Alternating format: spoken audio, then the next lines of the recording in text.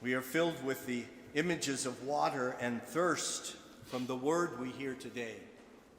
The thirst of the Israelites in the desert, turning them into an angry mob, when just a couple of chapters earlier they're praising God and praising Moses who led them out of slavery. How quickly they forget. And then we hear the tiredness of Jesus, who asks for water from the woman who came to draw water from the well herself. The one who asks for water is the one who promises water. We can identify, I think, with thirst, if not physically, certainly metaphorically. There is so much thirst in our world, in our society. So many thirst for something to fill them, something to take away the boredom or the pain or the fear or the loneliness or whatever. We will try to fill ourselves with almost anything. Work, play, sex, drugs, technology, things, money, other people, gambling, alcohol, even religion. The list can go on and on. So much of our time can be spent trying to chase our fears or our pain or our boredom or our loneliness away, that we often miss the only life-giving water that can truly quench our thirst. The woman at the well apparently tried to fill her thirst with other people, having gone through 5 husbands, as Jesus points out. Ultimately, I think we only find true satisfaction for our thirst when we do the will of God for us. Not what someone else has told us, told you is or should be the will, but truly God's will for you. Beyond mere water in a jar. And as we change from year to year, we hear God's will differently, maybe more challenging, certainly deeper as we grow in faith. For you elect whom we will pray over, for other candidates who may be here preparing for those Easter sacraments, remain open to that profound growth in your relationship with the Lord. And for all of us, Lent is supposed to give us the time to listen. Are we willing to do that, or do we have to quickly fill up the silence with things or activities? Do we grow impatient with a God who doesn't respond as quickly as we think God should? Do we give up and become like the angry mob in Israel, thirsting in the desert? Later in this gospel, Jesus will speak 2 words from the cross.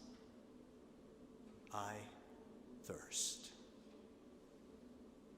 And to be sure, he thirsted physically at that time.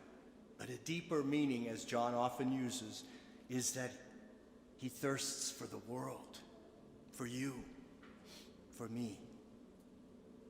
He thirsts for the healing of brokenness and pain, the healing of fear and loneliness, the healing of hatred and prejudice and oppression.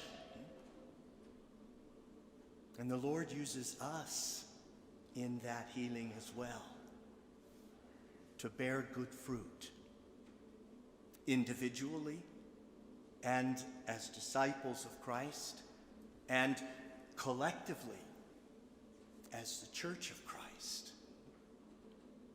And so, as I mentioned at the beginning of Mass, we formally kick off the Catholic Services Appeal today in our parish, which is part of the way we bear fruit collectively as the Church in Northern Nevada. As we as Church share the good news through the guidance and support of the ministries of the diocese. From faith formation and subsidies for our struggling rural parishes, to ministry to the sick and those imprisoned, to respecting life and supporting vocations. The diocesan offices support our parishes and beyond parishes, to young and old alike, for the sharing of the gospel and hopefully the cultivating of those souls to bear good fruit.